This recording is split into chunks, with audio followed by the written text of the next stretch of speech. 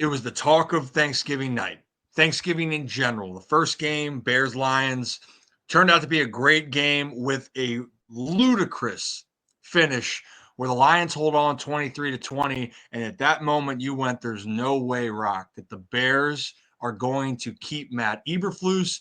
This morning happened. Still didn't seem like they were making a move. And then right after noon, they make the move. Matt Eberflus fired from the Chicago Bears. And Rock, why this is a big deal is because in the history of the Chicago Bears, they did something that they've never done, make an in-season coaching change. Yeah, it's something that Chicago Bears fans aren't used to. I mean, they've been through their fair share of head coaches since Lovie Smith.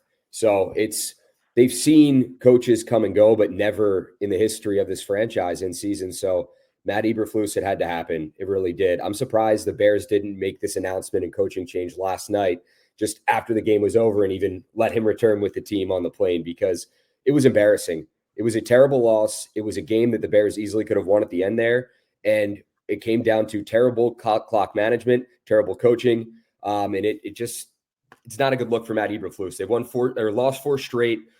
Caleb Williams, I think he deserves better as the number 1 overall pick and someone that hopefully has a bright future in the league. We still have a small sample size of him, but for this, just an embarrassing loss for fans. And everyone, again, Rip was talking about it, like Matt Eberflus. I personally tweeted that the guy can't coach his way out of a brown paper bag, because that's what I truly believe. And I don't want to take the personal shots at the guy, but he's not a good coach, and he definitely was not the right coach for the Chicago Bears team and for Caleb Williams. 4 straight losses, and it's not the 4 straight losses, Rip. It's how this team has lost over the course of the season in general. You have that tipped Hail Mary against the Commanders to lose. You have the blocked field goal. You have the defense just rolling over and getting their belly scratched in overtime. You only put up 3 points against the Patriots, and now this. So it's just been a terrible, embarrassing season for this franchise, and one that I know it's refreshing for Bears fans to have to move on from this guy. Yeah, and to give you guys more context here, and Laura, appreciate you tuning in. Let's set the stage. Last night, if you guys missed it, or sorry, afternoon, because the Thanksgiving game started at 12:30. Lions Bears, 36 seconds on the clock. Caleb Williams gets sacked. They have 1 timeout, and it ends up being that Caleb Williams doesn't snap the ball until there was 6 seconds left in the game. He tries to throw the ball downfield, and whammy, game's over. Don't even get a tying field goal off. So let's listen to what Caleb Williams said and react about this, because it puts the whole context together. So let me play that clip for you guys. We don't really I don't have a microphone to speak to coach or anything like that. So there wasn't like any huge communication in that situation. You get a call with that time. You gotta try and get the guys back, get everybody lined up so you go run a play. And excuse me. We got lined up, got the play, and then I made an adjustment because I saw the clock running down, knowing that if we complete a ball in inbounds or anything like that, we won't have time to kick a field goal or anything like that. So I made an adjustment, and Rome was either going to be 1-on-1 or he was going to beat the safety and be 1-on-1 there, and tried to give him a shot, and we got the shot. And there was dysfunction, and you saw it. Clock's just ticking and ticking, and he's saying, hey, I want to take a deep shot. The Lions were welcoming that. All right, hey, take the deep shot. We're going to trust that you're not going to make the play, and the game is over. But then it goes back to this. So Caleb Williams, I think, deserves some blame for how that ended. Mm-hmm. But at the same time, rookie quarterback, and this is why coaching matters.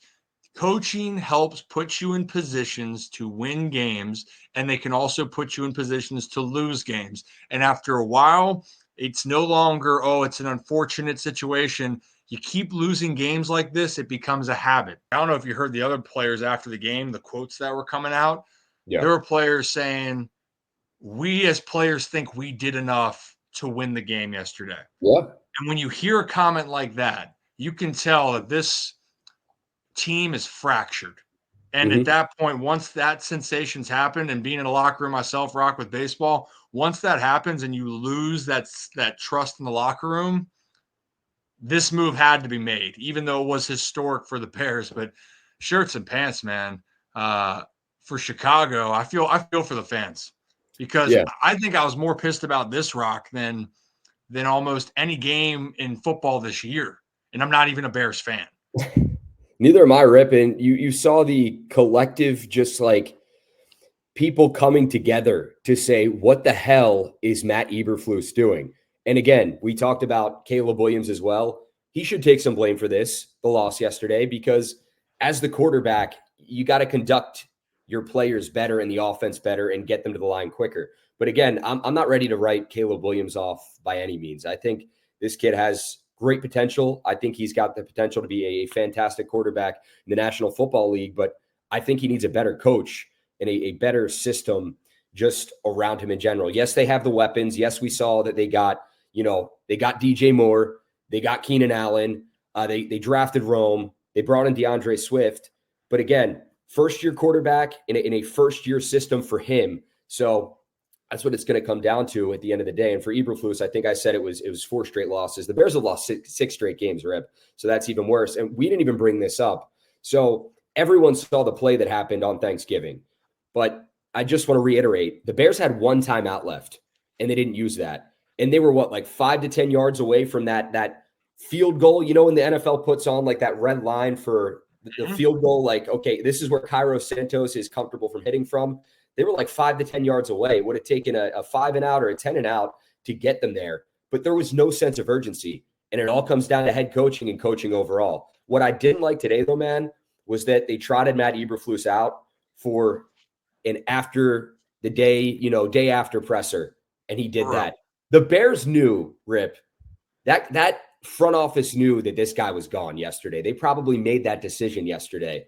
But to trot him out there and have him do a press conference and then fire him, that kind of hurt me as a football fan a little bit. Bears fans, they're probably like, I don't care. Like, this guy's made my life miserable the past couple of years. We're done. But again, it's just like, I saw a tweet today. I think it was from the Bears athletic writer. And they said that's what poorly run organizations do, basically. And that is the part when everyone that wants to complain about their teams and organizations, and being out of Baltimore here, right? A lot of people want to get on the Ravens for not executing as well or hurting themselves. The Ravens are one of the best well-run organizations in football, and they're always going to be in the race. You can get mad about saying X's and O's and execution. Baltimore, you know where they are. You watched the game last night with the Green Bay Packers. They were missing their quarterback for 2 or 3 games, and the Packers, Matt LaFleur, that team is a well-run organization. There's a reason why the Packers have won now, I think, 11 straight against Chicago. There's a reason why the Bears have not been able to be consistent, is because the alignment within the organization is still not figured out. They are now going through, Rock. If you think about this, you had a chance where you felt like you were rebuilding with Justin Fields, and the Bears were closer to a playoff spot last year with Fields than they are with Caleb Williams right now. So part of that's hiring. Part of that is just an understanding. And the other part is the culture that you're creating with the talent you have is not matching up. And that's what you're seeing in Chicago right now. So it was brutal. I feel for Eberflus as a guy because, look, he's not going out there to try to make the wrong decisions, but a business is a business. You're not executing at a level that we expect.